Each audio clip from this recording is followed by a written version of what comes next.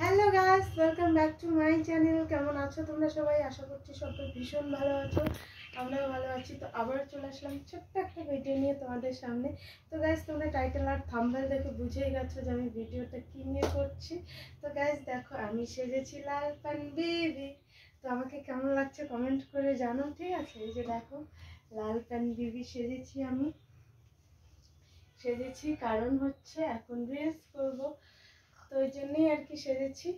আর hair স্টাইলটা দেখো, আজকে একটু অন্যরকম।